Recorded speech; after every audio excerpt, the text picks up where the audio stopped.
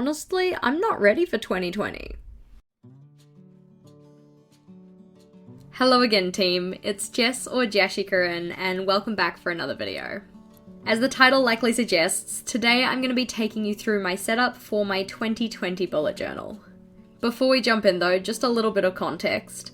I typically find that my journals only last me 6 months, which is why my setup might seem a little bit odd or a little bit different to the other New Year's setups that you've likely all been watching.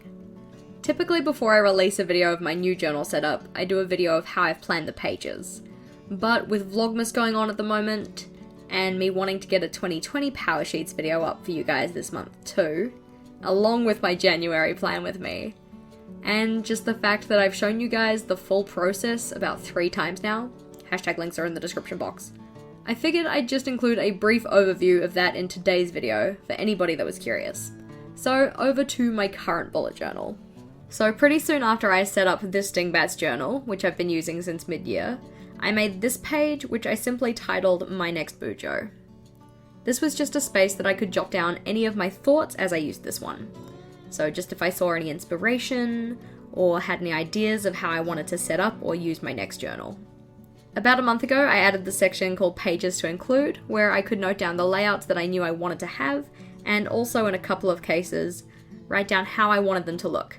For example, I knew that for my year at a glance, I just wanted this to take up 1 page. I knew that I wanted my future log to be monthly calendars. And I also knew that I wanted my future log to be a 1-page list. You can see that for each of these entries, I also included a checkbox, just so that when I had set that page up in my new journal, I could tick them off. The last section I made myself was this not needed section. A bit of backstory here. When I go to set up a new journal, I get really anxious that I'm gonna leave something out.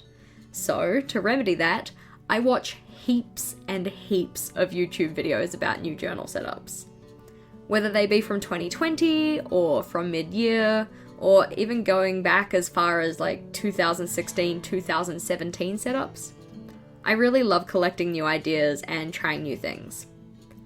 The issue with that, however, is that sometimes seeing all of the different pages that people are making can lead you to mad FOMO, and then making a bunch of layouts that you don't end up needing or filling out.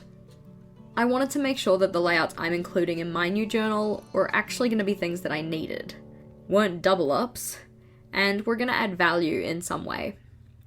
The ones that I decided I didn't need were any teaching spreads. In particular, this one's for my term scheduler, which I've included in almost every bullet journal that I've had up until now, in some way, shape, or form. I knew that I didn't need this one because I've gotten myself a teacher planner for 2020, which I'll also have a video on at some point in January. I also noted that I don't need to include any of the pages that I have in my long-term collections bullet journal. So my movies list, books to read list, wish list, and anything else that's in there. The last one was any budgeting or savings layouts. I already do pretty much all of my money management digitally and with my Excel budget, so I don't really need to put that into my new journal. So that's my planning. Let's go have a look at my setup. You didn't think we were just going to get straight into it, did you? First I have to show off all of these cool supplies. Hashtag not sponsored. Don't worry, this will be brief. So for all of the pages in my start of journal setup for 2020, I wanted things to be relatively minimal, but given the nice thick paper of the Archer and Olive journal, and the fact that I just love these paints so much, I wanted to include some gold. So we obviously have the journal, 160 pages, 160 GSM, bright white paper, 2 bookmarks, not numbered, no pre-printed index. We of course have my Pitt Artist pens in the S and M sizes, a light grey Staedtler Tri-Plus fineliner, a pencil, an eraser, some washi tape, my Calero Finetech gold watercolour paints, and of course my trusty ruler. All of these are linked in the description box below, but let's get them out of the way and jump into the journal. Starting on the outside and working our way in, you can see that for this journal I went with the crescent moon and little star motifs. Although I've gone with silver here, I did technically want gold. They were sadly sold out when I went to buy my journal. But I still think it's cute. So another milestone for me, actually writing my name in the journal before I start using the journal. Usually it takes me like a month or a month and a half to write my name in the journal because, again, the anxiety monster strikes. I just get worried I'm gonna stuff it up. But I'm slowly getting over that. So yep, this book belongs to JashiiCorrin, aka Jess. Now, typically after the front cover like this, you'd have a key and an index, but I don't really use either of those pages, so I just jumped straight in. So the page I have here is for my words of the year, and my words are consistency and diligence. If you guys have been following along with my Power Sheets videos, you'll know that when it came to my 3-month review, I was really worried about complacency. So to signpost the fact that I'm going to be combating complacency come next year, these are my words. Along with putting them in the front, I've just written down the definition for both of them, and then just written a little blurb about why those words are important for me. At this stage, other than the washi tape, I haven't done anything over here. I might add some decoration, but I think I kind of like it blank. After this, I have my year at a glance, and I have the start of my future logging. So for the year at a glance, I've just put an entire calendar year, just so I have it for a reference up front. But for my future log, I've started this at February.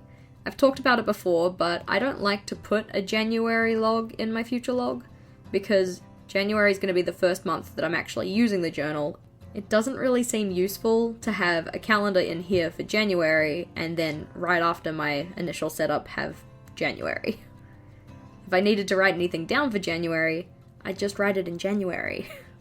So for each of these calendars, I have Monday through to Sunday. I just have some simple decoration at the top with the fine tech paint, and then a simple cursive for each of my headers.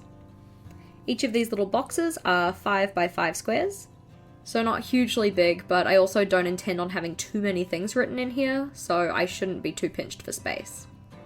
I'm also thinking that I'm probably going to use some kind of signifier for a couple things, especially recurring events, like payday, meetings, that kind of stuff.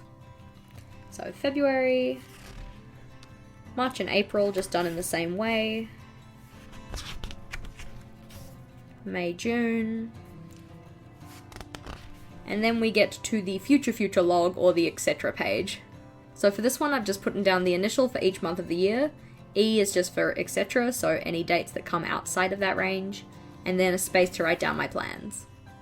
This page here is a new addition for me. It's called On the Monthly, so it's essentially any task that I need to do once a month. Similar to the etc. page, I've just written out the initials for each month of the first half of the year, and then I've written down a list of the tasks that I want to do. I would be interested to know though, what are some of the things that you guys try and do monthly? Obviously I have a fair bit of space left here, so I am still brainstorming, but I'd love to get your thoughts on it. Flipping over. We then have my 20 in 2020 page. So each of these boxes I'm going to fill with a goal or a bucket list item that I want to get done in 2020. And then I also have a space here to write down any milestones or memories. I did a page similar to this in my Dingbats, though that one was 20 before 2020 rather than in 2020. After this one, we just have my YouTube scheduler and my growth trackers.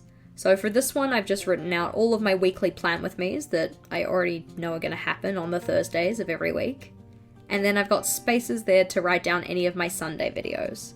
Again, because my journals only last 6 months, I've only done this for the first half of the year. Though of course, when I got to my growth tracker, I kind of forgot that memo, and I've actually got it for the entire of the 12 months. So at the end of each month, I just write down my stats for each of these websites.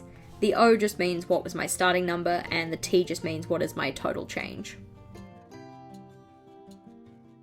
Up next, we have my weight loss tracker. I didn't include this in my Dingbats because I wasn't making it a priority, and although I included it in the journal I had at the start of 2019, it didn't really get used. So I'm hoping that following my words for the year, this is actually going to be something that I can stick with.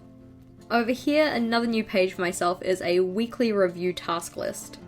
This is the process that I'm hoping that I'm going to follow every week, once a week, to make sure that I have my house in order. So on this one we have collecting up any of the loose papers and putting them into my inbox for processing, processing my notes into an initial brain dump, reviewing my past and upcoming calendar, and then adding anything I need to the brain dump, reviewing my goals lists or pages, adding any of those action steps into the brain dump, emptying my head, thus adding more to the brain dump, and then reviewing my brain dump, looking for ways to prioritize things. Do I have deadlines? Do I have things that are important? Do I have things that aren't important? That kind of stuff. Next, we have questioning myself, so having a think about how the last week went and how I want to improve the week that's coming, and then using all of that information to populate my upcoming week's task list. Last but not least, we have filling in my trackers, signifying any tasks that I need to, and then completing any pages from the week that was. Not a lot of pages in my start of journal setup. As I said, I've got my long-term collections journal, I have my teacher planner, I have my power sheets. So a lot of the things you'd typically find in a start of journal setup, I have elsewhere. With that said though, thank you for watching, team. If you liked today's video, please do make sure to give it a big thumbs up.